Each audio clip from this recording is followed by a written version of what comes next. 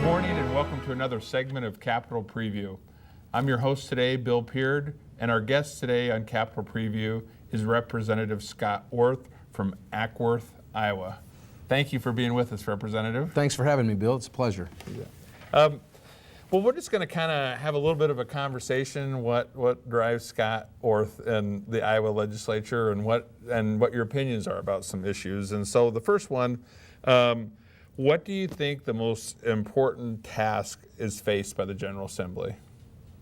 Well, I mean, in an overarching sense, our task, our only constitutional task, is to put together a budget. Mm-hmm. But I think the most important subset of that is the education budget. Education in the state of Iowa is about 60% of our budget, and the unfortunate fact of it all is that because it's the biggest, it becomes the biggest political football in the legislature. We don't set allowable growth on time. We tinker with school start date. School superintendents and school boards get caught in this terrible vortex where they can't certify a budget, they can't get a start date. Oftentimes, smaller school districts have to go on what's called budget guarantee and actually raise property taxes to guarantee their budget. In other words, to guarantee that their children will get a good education. I think that's deplorable. I think that the first thing we need to be doing is sitting down like grown-ups and setting allowable growth within the mandated 30 days after the governor's budget comes out. Let these school districts and teachers get about the business of giving our kids the education they deserve.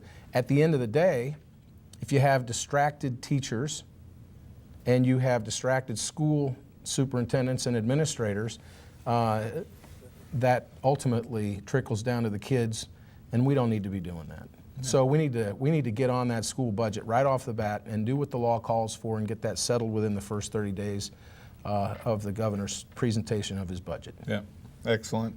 What are your thoughts about the state of funding for the higher education in Iowa? Well, you know, I think we have a great diversity of higher education. We have the Regents universities, you know, UNI, Iowa State University, all of which are doing so well this year in their basketball programs. Mm-hmm. It's very exciting. Right. We also have a very robust group of, I think, 28 private independent colleges and universities, and then we have our community colleges. So we have this fabric in Iowa, which is, I think, really, really strong and really good. With our Regents universities and where they've been fighting it out lately, I think ultimately, though, we need to find ways in partnership with the state and with the General Assembly to keep tuition as low as possible and to make sure Iowa students can afford to go to a Regents school if that's what they want to do. I came from Graceland College back in the day, Graceland University now, one of our private independent universities, and I represent Simpson College in the General Assembly, so I have an affinity, of course, for our private college and university offerings, and I think they're so interesting and diverse, the liberal arts educations they offer. So I work very, very hard on the Iowa Tuition Grant, which is a program that makes the difference in a lot of students' lives with regard to whether they can afford to go to a private university if they want to in Iowa or not. And that program is working very well, and I'm pretty dedicated to making sure that it keeps doing so. And at the community college level, you know, employers here in Iowa and around the country have been really kind of singing their woes about not being able to find enough skilled labor, welders and that type of thing. And we have now started in cost-sharing programs with our community colleges, DMAC and others, to attract apprenticeship programs and to partner with labor on things like that. So I think we're doing pretty well, but we just need to stay on it. Sure. Yeah, thank you.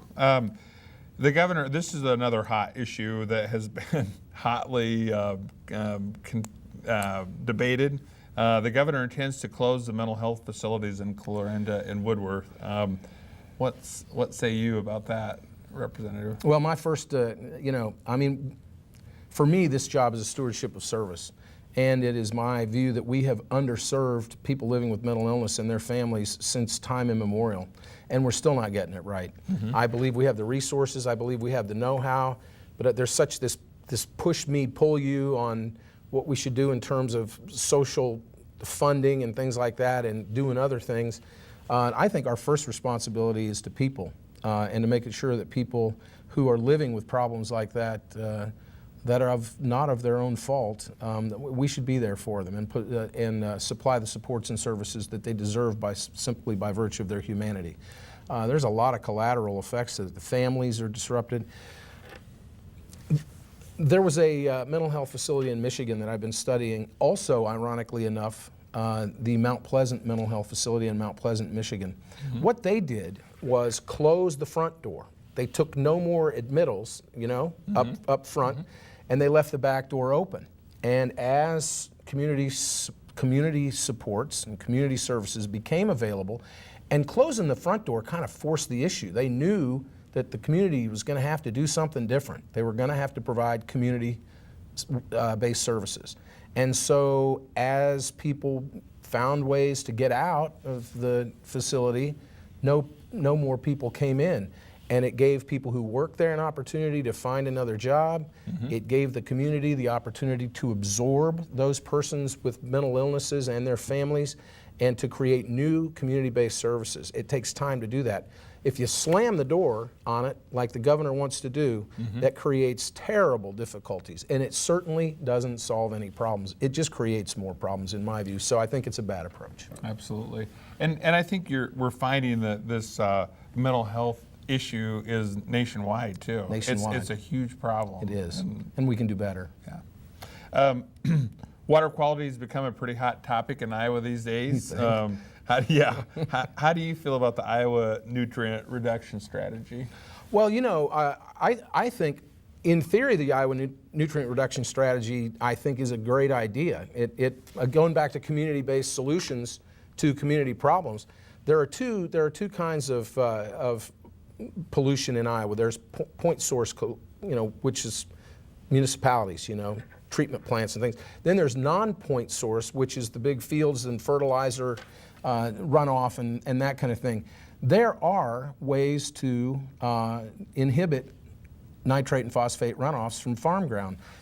Terracing, cover crops, grass waterways, buffer strips, timber barriers, and the list goes on and on.